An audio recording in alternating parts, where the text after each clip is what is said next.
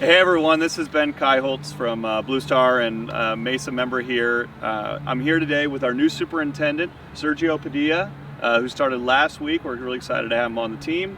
And Ross Buckendahl, who a lot of you may recognize from the previous couple of videos we've done. So this is Monday morning, March 29th, I think.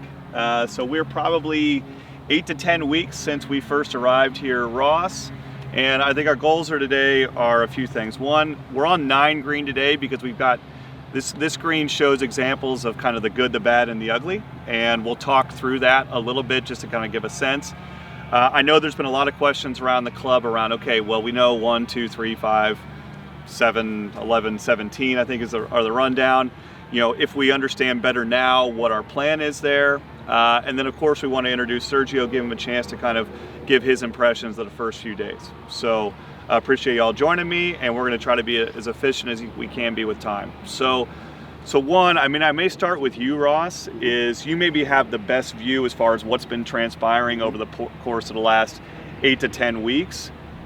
Can you give me are you generally pleased? Are you seeing, what are your signs of hope? What are the signs of concern? Can you kind of just take us through overall how you're feeling? Yeah, for sure. First and foremost, congratulations, Sergio. Excited to have you here. Thank you. Sure. Great to be here. But yeah, there's a lot of things we expected to see.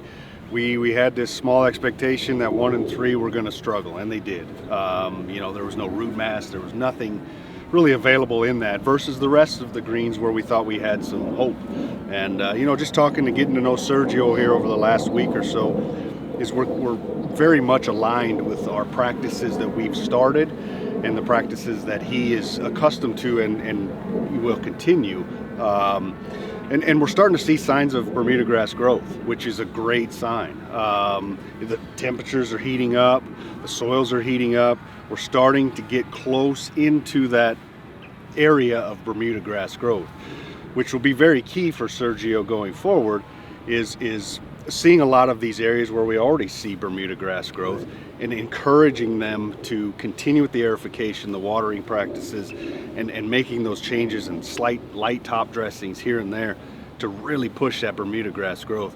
We feel comfortable with being able to salvage, if you will, most of the greens with the exception of 1 and 3. And I think with Sergio's ability and what he has been, what we've been talking about, I think that's definitely possible. It's again going to be a longer time frame, but not speaking for Sergio, but I myself would personally love to have grass I can grow in instead of sod. It's just naturally there. It's able to the root system's there. It's just a lot easier than sodding. All right, so that's good, and I want to get back because I want to make sure we touch on some of the irrigation updates we've done, because you would have agreed, if you would have gotten here 10 weeks ago, you would have started with the irrigation system as well, right, Sergio? That would have been your kind of job one? Yes, sir. That is I think the number one priority right now. Irrigation is not the most adequate I've seen in the valley. We do seem to have a little bit of pressure problems. I know with the new computer system in place, it's going to allow for us to water a little, what would you say, not easier, but more consistent. Yeah. But we are missing some information from the field that needs to go back to the office so we can input that. We've been working on that. That's going to be ongoing for the next couple of months. But this far, I feel good about what we've done. I've only been here for 4 days. So what we've done with the computer system and the field, I think it's just going to get better. Yeah, I think just to give the members an update, because they've heard some of this, Sergio, is that, so we are, let's say there's probably 65 heads that surround our greens, 3 to 4 for each of the 18 greens. You've got, when you came in, you had 4 left to do, right? That's correct. That's right. So we are really close. So 4 heads, not 4 4 heads, not 4 greens, Yeah, 4 heads. 4 So the last time we were with you about 2 or 3 weeks ago, I think we had finished just the greens that were bad. Now we've gotten another 11 holes done. So we're really, it's here and there. You've got 4 heads remaining to change out, which that's really good. The new satellites are in, right? Yes, sir. And then now it is into, you're, like you said, you're just doing triage, right? You're checking pressure. You are still working on head alignment to make sure that the head flow is matching the computer. That's correct. But that's what you do, right? That's what we do every day. That's the job. It's nonstop. So that I would categorize that, and you correct me, Ross and Sergio. it's not where we need to be, but that is considerable progress. Correct? We would grade ourselves pretty well on what's been done so far. Absolutely. More work to do, right? But it's a lot of work to do yet and continue on, but you got to start with the foundation, and that foundation is the irrigation system. It's the watering. It's the cultural practices, and we've started that. And Sergio, can continue that on, and we'll continue that on. But that's the thing, is you have to start that, even though it's not a visual thing you can see as a member, as a guest, but it has to be done and started at that level. Okay. Well, now let's go into, so this is good, because let's start to see the results, because really, and I'm going to oversimplify, but if we could point to two things we've done, I think, over the course of the last 8 to 10 weeks, and Sergio's picking up, is we've tried to work on setting up the irrigation system. So Sergio, you had fewer issues to deal with when you arrived. You're still going to have more, obviously. Right. And then aerification, right? And so I think we're seeing, if we're standing on this green, this is 9, where we've got, again, good, bad, ugly. Sergio, you were showing us some good earlier. Can you just take so why are you pleased with what you see here? And can you give members a sense of what they should be looking for if they're trying to find happiness? Sure. So when I first arrived 3 weeks ago, when I started interviewing for the job, I saw this green, and just on 3 weeks ago, I see improvement. And it's hard to see. You gotta have a train eye for this, a train eye. So we see Bermuda, this wider leaf plant here that you see here. We have it all throughout. It's a little more dull, right? It's less shiny. A little more dull, less shiny. So we're getting good signs of growth. Bermuda's waking up from dormancy. Our next step is just to continue the aerification, solid tines, continue to spoon food the greens, meaning small doses of fertilizer to push the Bermuda and cause it to grow. Once we get enough growth, then we like to come in and do a light top dress to start smoothing out the surface. Okay, because that's what you say. Yeah, light top dress basically is designed to, you can look here. If you're putting across this, you've got a pretty substantial change in height. So your goal would be to get some top dressing in there, still get the Bermuda growing up, and so by the time the Bermuda comes in and this changes out, you're getting back to what we usually think of as greens. Exactly. Right, smooth surface. Exactly. Can we show, Ryan, and I don't know how mobile we are, I'm hoping you can leave this in. Can we show some of the aerification, like the tine holes we have up at the top of the green, to show what we mean by aerification? And then while we're walking up there, I mean, you do see actually quite a bit of coverage in here, and I think Ross, one of the conversations we had at one point that maybe we think is actually going to work out okay, is we did put probably too much seed down last fall, but we actually are seeing Bermuda come through, right? And I mean, I think I'm even seeing it right through here, right? Is that some of that dull grass I'm seeing kind of pop up? There's some smaller plants coming in through the bottom there. There is a lot of poetry in here yet. Okay. But yeah, there is some signs of Bermuda grass. And Sergio knows this too as well. It's like, for example, 15, extremely thick. He knows he's got to tickle that a little bit with the verticutter and groomers and possibly get some of that out of there because of the thickness of it. But we don't think this is, maybe at one point we thought this was a greater concern, but we think with verticutting and the things you're going to do, we're not concerned about the rye choking out the Bermuda at this point. No, I don't think so at this point in time. As long as, like I said, Sergio's mentioned it numerous times to myself over the last week of lightly tickling that grass to get some of that poa trivialis out of there and get that Bermuda growing. And the big thing too to remember is we're slowly starting to wake up yet, but we're still not in growing, Bermuda grass weather. So that's kind of the key to remember here too, is until we get humidity, we can create humidity by giving a little, couple minutes in the afternoon when it gets hotter, but we're still getting closer. And once that temperature hits, you'll be able to see that growth. And that's where he said coming in and fertilizing and doing that and really see where we're at. Go ahead, Sergio. The other thing we've done is we changed the watering practices in the greens. So right now I'm watering every other night.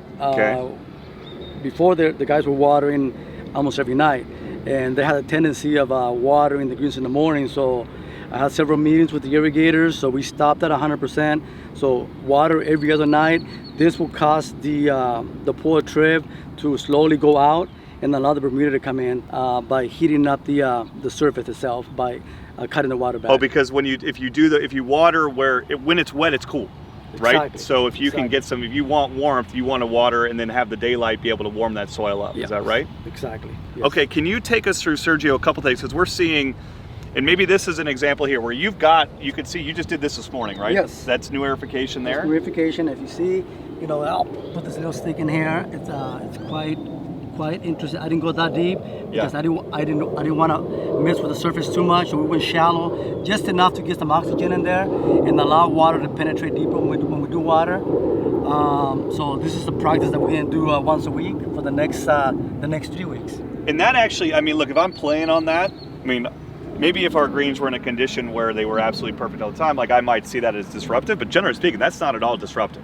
So you're getting what you need from the cultural practice. Yes. From a playability standpoint, this is negligible, right? Right. Okay, so can we go, and maybe Ryan, because I also want Sergio, because while we're going, I want to chat a little bit, because I think we've all agreed that 1 and 3 are lost causes, correct? At this point in time, that's what we think. That's what we think. And then we have probably 5 or 6 greens where we actually think we might be able to do a combination of spot sodding, just some growth enhancement plans to kind of get them back. So this would be, I look at this and I'm going, wait, what's our plan here? So when you see this corner, this is the front right corner of 9 green, how do we see this coming back to something that we want to play on? Well, I think with, again, keeping our practices that we've been talking about, I think this area is going to shrink. Okay. I just from experience, we can get this area to fill in. So we're going to go from here to over here. All of a sudden, we're going to have this small area that we're going to patch if we have to. But I believe with our practices, continue what we're doing, we can get this area to fill in. So when it's time to call the shot, how much sod we're going to do? Yeah. I think a lot of these areas are going to be a lot smaller than what we're seeing right now. Okay, so this is a good pivot. So when we are getting ready to call that shot, I think we've already called that shot for 1 and 3, right? The timing of when we're going to do that sod is still something you're working on with Scott and Craig and the board, but we've ordered that sod. That's right. And then and then everything else you're going to kind of just keep looking and figure out whether, for example, I mean, you can see, Ryan, if you can show, obviously this has been sod in the past, you can see it by the sod line right there. Whether we end up, to your point, if we get enough growth in there, right, Sergio, or we need up to do, more sod cuts in. Is that right? Right. My thing is that the less sodding on these holes, the better off we are. So we get away from layering the green. So, and that's why we got to work very diligently in the next 3 weeks to try to get as much established as we can, so we can reduce those sodded areas on these particular greens. Yeah, I mean, look, it's hard to view this as better, but this actually is better. I mean, it looks, what you're describing of this creep is already like even happening a little bit right now. I see it too. I see it, yeah. And so are we just living, I mean, if we're members, are we just going to eat a bunch of those back left hole locations for the next 6 weeks? Unfortunately, we have to. Okay, man, so no one's favorite, but that's okay, we can deal with that. Okay, so can I ask a couple, while we're on the sod versus the sod question, and I think it was Sergio, you said you'd rather deal with the plant that's already in the ground, right? Like that would be our preference to get the surface back. So yes, unless we have to, we won't. When we do sod, so let's say, and this is not the schedule as defined, but let's say we go right after invitational. So we just say, hey, we're going to do invitational, and then we're going to close those greens 1 and 3 to sod. From the point at which the sod goes in to the point at which we're back on that green, that's 4 weeks, that's 6 weeks, that's 8 weeks. What do we think there? I think we're going to need every bit of 6 weeks. Okay. Just because we got to make sure that the sod is stacking to the soil. We got to come in there slowly and start aerifying those areas and start rolling, because we just got to provide a surface that we already have in place that has been here for years, versus bringing something new that has got to acclimate to the new surface. And so we've been a club for 75 years, so it's not like we're in a hurry, but somewhat. The putting experience we have after 6 weeks, how does that compare to the putting experience we might have on that green 6 weeks later?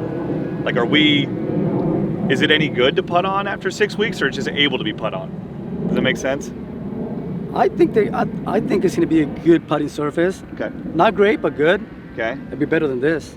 That's aim high. So, All right, so Sergio, well, Ross, as we go through this, I want to make sure we don't miss anything from kind of just clean up from things we talked about before. So it sounds like, Sergio, you're describing the same things that we had described a while ago, which gets me excited because it feels like those projects we're going to continue on. Sure. Is there anything else we need to close the loop on from the last kind of couple months? Not really that I can think of at the moment anyway. You know, we talked about the irrigation practices and the irrigation changes itself within the heads and the satellites, aerification, you know, and also a fertilizer program. It's tough to get on a scheduled fertilizer program because every superintendent's different how they attack things, but regardless, we're still in alignment. From what we started, it'll change a little bit from his than what we started, but it'll still be the same core ideas of what we started too. So frequency might change, stuff like that, but all in all, it's great to have Sergio here to kind of, you know, continue on and what we had started early on in this process too. So well, and thank you, Ross. And so Sergio, let's give you a little room here. So you and I were chatting, and it sounds like you've got, you know, obviously you have systems on your mind, you've got practices on your mind, you've got team training on your mind. Like, I'll give you a little room here. You know, maybe you could talk a little bit about your own background and then, you know, what you see as your priorities over the course of the next few weeks, few months as you're here. Welcome again. Oh, thank you. Well, I've been a long superintendent here in Arizona. I grew up in Mesa. I fell in love with the business, and coming back to Mesa where I started, it brings me great joy. It's a challenge, no doubt about that, but I'm willing to take on the challenge. So, yeah, we're going to continue our practices. Ross and I have shared a lot about what Blue Stars does, what I do. I do have about 8 to 10 years experience in push-up greens. okay. And I know Ross brings a lot of knowledge in push-up greens. So between both of us, I think we got a pretty good plan, and I feel good about what we're doing. We just got to continue.